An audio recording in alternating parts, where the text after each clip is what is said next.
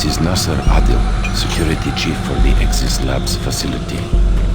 Log entry November 3, 2145. We are seeing an increasing level of random and unexplained violence by Axis staff. The first incident occurred on October 13th, 2145 at the Axis service tunnel. One of the construction workers, Bill Sanders, was offloading a shipment of steel supports when the procurement manager stopped him. In the heated conversation that followed, Sanders grabbed a nearby pickaxe and lunged at the manager. Luckily, the argument beforehand generated a sizable crowd, and when Sanders attacked the manager, a number of men were able to subdue him. When we questioned Sanders afterwards, he seemed to have developed short-term amnesia. He didn't remember why he got so upset and attacked the manager. He only recalled stopping his loader and then moments later waking in the holding cell. Since that event, we have seen arguments progress more and more from heated shouting matches straight into outright brawls. The antagonists in these incidents all display the same conditions, as if they were suddenly possessed by violent anger, and then afterwards return to normal. We have only one serious life-threatening case so far, where engineer Leon Powell was stabbed multiple times. I fear this is not the worst of our troubles, and have requested additional security personnel posted at critical junctions. To assist any immediate medical need, I have resupplied storage cabinet 965 with the accompanying code of 428. Sergeant Nasser Adil, out.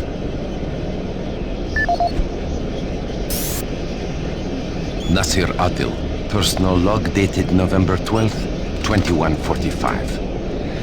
I have just received word from Central Authority that the UAC representative, Councillor Elliot Swan, will be arriving in a few days from Earth. The report states he will be reviewing all sectors of Mars City, including Axis Labs. I'm not sure that's a good idea in light of the recent events we've had here. The violent assaults that seem to plague Axis Labs have caused the civilian staff to be pretty wary of one another. And now, to top it all off, missing weapons. The cabinets in the security checkpoints were fully stocked 2 days ago, and now half the weapons are gone. I don't know how this situation occurred, but my Marines swear no one has access to the cabinets except for them. I've ruled out those assigned to me and other security personnel, but I can't figure out who else has those codes. To sum up, this is a bad situation, turning worse every day. My recent request for more manpower in Axis Labs was denied. It seems other sectors of Mars City are stretched thin, and the small reserves at the base are already allocated. I need to have faith in my current detachment of Marines that they will turn things around. I'll talk to Central again and see if Councillor Swan can bypass Axis. The last thing I want is some staff worker with a sudden episode of dementia murdering a VIP. I'm having enough problems trying to keep everyone here from killing each other. Sergeant Nasser Adil, signing off.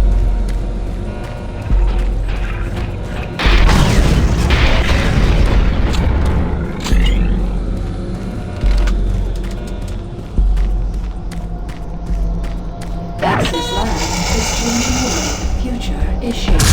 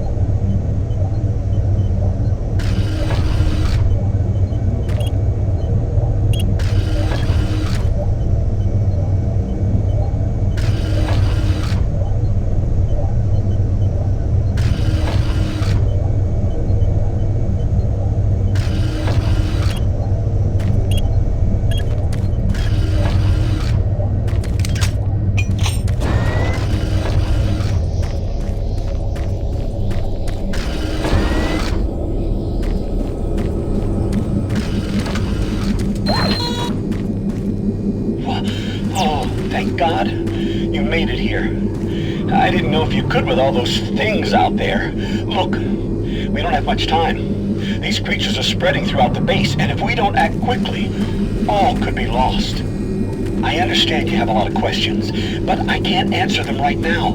All I can say is we need to get the teleporter in the next chamber working. But to do that, I need you to find a plasma inducer for the stabilizer bank. There's one in engineering. Now, if you head through the service tunnel, you can reach it. I'll unlock some doors. There. That will give you the necessary clearance. Now, please, get the inducer and hurry back. We don't have a lot of time. Please hurry.